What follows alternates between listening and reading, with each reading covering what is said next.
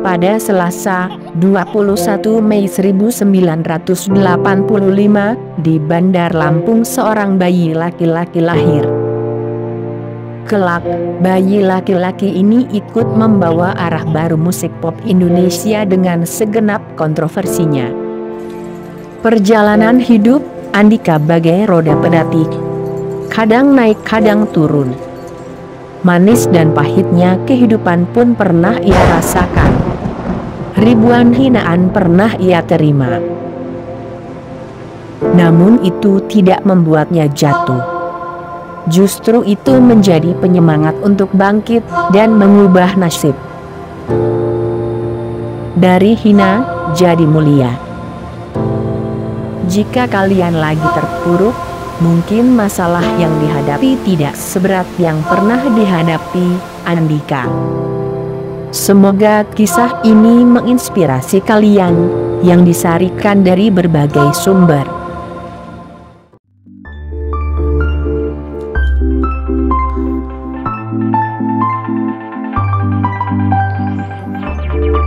Saat kecil, Andika tidak seperti anak-anak lainnya yang mendapat belayan kasih sayang dari orang tua kandung. Cobaan hidup pertama yang harus dihadapi Andika adalah perceraian kedua orang tuanya. Ayahnya bernama Suprapto dan ibu bernama Susilowati. Orang tuanya berpisah justru pada saat Andika masih bayi berumur 2 bulan. Dia dititipkan ke adik ayahnya dan dianggap sebagai anak. Pamannya itu bekerja di sebuah rumah sakit. Meski Andika tumbuh tanpa belayan orang tua kandung, namun paman dan bibinya berusaha menjadi orang tua pengganti yang baik. Saat itu mereka merahasiakan orang tua Andika sebenarnya. Andika waktu kecil suka menyanyi. Menyanyi lagu apa saja, termasuk dangdut yang biasa didengar dari lingkungan tempat dia tinggal. Andika kecil sebenarnya bercita-cita jadi tentara. Meskipun rapat disimpan, namun Andika akhirnya merasa paman dan bibinya bukanlah orang tua kandungnya. Saat SD, Andika mulai memikirkan ejekan dan gunjingan tetangga. Dia mulai mempertanyakan siapa ayah dan ibu kandung sesungguhnya. Andika berada di lingkungan keluarga menengah ke bawah. Untuk bisa dapat uang jajan, Andika kecil suka ngamen. Dia putus sekolah saat SMP, lalu lanjut melalui ujian persamaan. Bersama teman-teman sebaya, Andika suka nongkrong di pinggir jalan sambil main gitar. Bosan hanya main musik di pinggir jalan, mereka pun ingin main di studio. Kesempatan itu dipakai untuk mengasah kemampuan bermusik. Apalagi mereka tidak punya alat-alat musik standar yang berharga mahal. Dengan modal patungan, secara berkala mereka menyewa studio. Mimpi mereka saat itu bisa eksis di jalur indie. Dapat undangan main di acara nikahan pun sudah bersyukur, apalagi bisa mengisi secara reguler di cafe. Sampai kemudian Dodi dan teman-temannya membentuk band bernama Cleopatra. Andika suka berseloroh.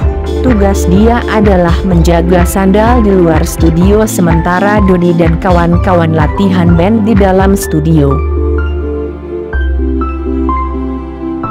Suatu ketika Dodi dan kawan-kawan ikut festival musik yang memperebutkan trofi wali kota Lampung waktu itu Edi Sutrisno. Namun saat itu mereka tak mendapat juara.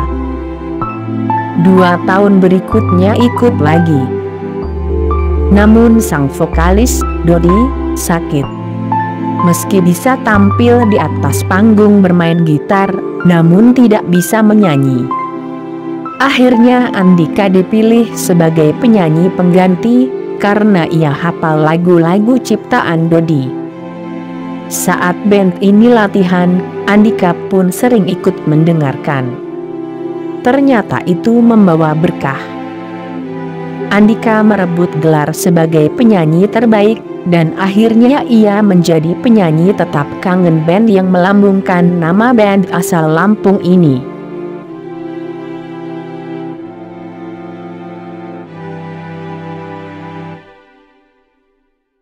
Impian yang mereka kejar berikutnya punya lagu yang direkam.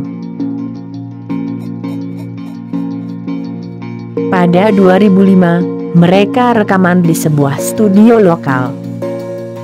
Untuk itu mereka harus bayar 300.000. Saat itu jumlah sebanyak itu amat besar buat mereka.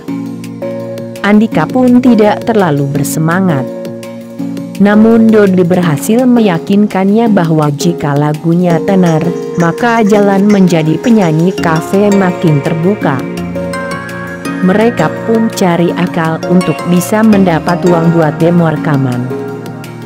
Untuk membayar biaya rekaman itu mereka harus mencari uang sendiri. Andika jualan cendol, sementara teman-teman yang lain ada yang jadi kuli bangunan dan berjualan nasi uduk. Setelah bekerja keras, 2 bulan akhirnya uang pun terkumpul. Untuk mempopulerkan lagu-lagu mereka, berbagai cara ditempuh. Di antaranya mengirim lagunya ke RRI Pro 2 Lampung dan Radio OS Lampung. Mereka juga merayu teman-teman sendiri untuk merequest lagu-lagu Kangen Band. Selain itu, mereka menjual CD lagu-lagu mereka ke angkot. Caranya, lagu Kangen Band mereka satukan dalam CD album berisi lagu-lagu Peter Pan, Ungu, dan Dewa. Hasilnya, lagu-lagu mereka dilirik dan mulai terdengar di mana-mana. Di radio, di angkot, di terminal, di pelabuhan. Gara-gara sukses jual CD itu, Andika juga malas jadi kuli bangunan atau jualan cendol lagi. Satu CD dijualnya 10.000 dan laku. Sampai suatu ketika mereka bertekad pergi ke Jakarta. Tujuannya memperkenalkan lagunya ke mayor label. Berangkatlah Andika dan Dodi ke Jakarta. Tanpa ongkos, mereka menumpang truk ke Bakahuni, lanjut Merak. Kelelahan, mereka tidur di emper toko. Menjelang pagi mereka disiram air disuruh pergi. Dengan hati nestapa, akhirnya mereka pulang tanpa hasil. Di Lampung Kangen Band sudah memantapkan diri sebagai band indie. Seiring berjalannya waktu, lagu Kangen Band makin menyebar kemana-mana.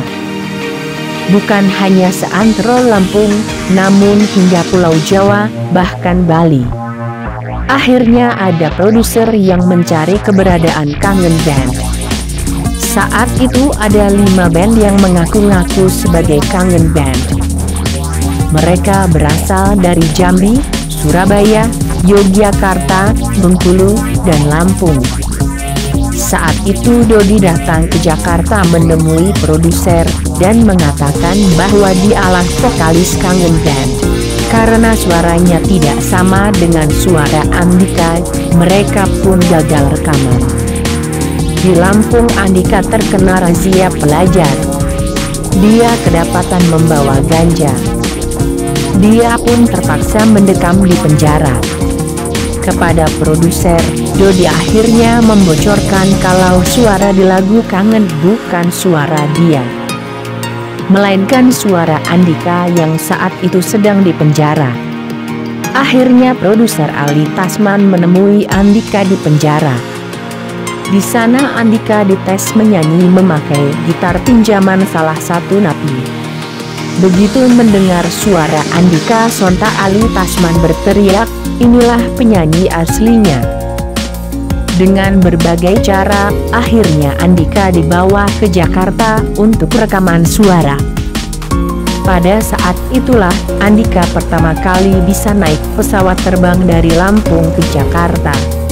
Album perdana mereka adalah Tentang Aku, Kau, dan Dia yang dirilis 2007.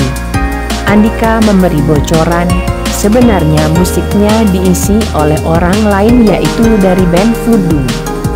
Sementara vokal Andika dan gitar Dodi. Waktu itu Kangen Band meluncurkan 2 album sekaligus yang sempurna, yang merupakan repackage dari album perdana. Salah satu lagu dalam album ini, tentang bintang dan selingkuh, menjadi hit. Kangen Band masuk sebagai grup band terfavorit pada SCTV Award 2007. Pada tahun yang sama, mereka membintangi sebuah sinetron berjudul Aku Memang Kampungan, yang bercerita tentang perjalanan karir mereka. Pada tahun 2008, Kangen Band meluncurkan album ketiga, yaitu Bintang 14 Hari. Pada 2009, Kangen Band merilis album yang diberi judul Pujaan Hati, dengan hit single Terbang Bersamaku dan Pujaan Hati. Lagu berjudul Doi pada album Bintang 14 Hari sebenarnya berjudul Doi. Gara-gara salah ketik menjadi Doi.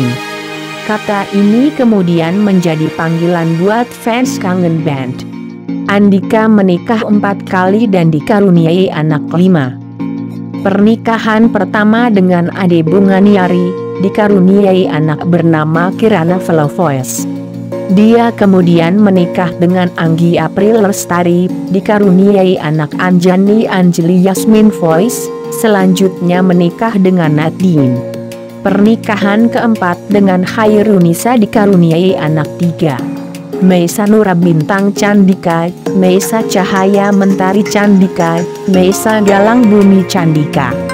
Usai keluar dari Kangen Band, Andika memutuskan kembali ke Lampung dan menggarap sawah 5 hektar miliknya. Namun ternyata hasil panen yang diharapkan tidak sesuai bayangan. Terdesak oleh kebutuhan hidup, Andika kembali ke Jakarta dan berkeluh kesah ke Ruben Onsu. Lama tidak muncul di TV, Andika tampil dengan julukan baru, Babang Tampan. Julukan yang kembali melambungkan namanya itu tak lepas dari pertolongan Ruben Onsu. Segera saja julukan ini viral di media sosial. Nama Andika kembali terangkat, bahkan dia menjadi host di salah satu acara di stasiun TV. Andika amat berterima kasih kepada Ruben Onsu dan menyebut Ruben sebagai salah satu orang yang berjasa besar dalam kehidupannya. Sukses sebagai penyanyi dan entertainer, Andika juga menjajal jadi produser. Beberapa artis yang pernah dia orbitkan antara lain Duo Macan yang merupakan pecahan dari Trio Macan, lalu Cynthia Alona, dan Dinar Candy. Dulu Andika sempat diidentikan dengan gaya rambut Sasuke. Katanya, itu karena kemauan hairstylist. Selain itu, gaya rambut Sasuke akan menutupi sebagian wajah Andika. Maklum dia tidak percaya diri dengan wajah legam dan pipi penuh bekas jerawat itu. Tidak banyak yang tahu, Andika punya panti asuhan. Dia ingin berbagi kebahagiaan dan kehangatan dengan anak-anak yatim. Dana operasional berasal dari penghasilannya tampil di YouTube. Di tahun 2022, Kangen Band merilis ulang single Cinta Sampai Mati, yang sebelumnya dibawakan penyanyi pendatang baru yaitu Rafa Afar. Lagu ini sendiri diciptakan oleh istri Dodi, gitaris Kangen Band. Kelahiran kembali Kangen Band dengan formasi awal itu membuktikan bahwa Andika dan Kangen Band punya pasar yang kuat di belantika musik Indonesia. Lagu-lagunya kali ini memperlihatkan kemampuan bermusik Kangen Band kian matang tanpa meninggalkan ciri khas genre pop Melayu. Dengan proses rekaman memakai teknologi jauh lebih baik dibanding hampir 20 tahun lalu, membuat lagu-lagunya makin renyah didengar. Sekali lagi, perjalanan hidup Andika memberi pelajaran yang hina bisa jadi mulia.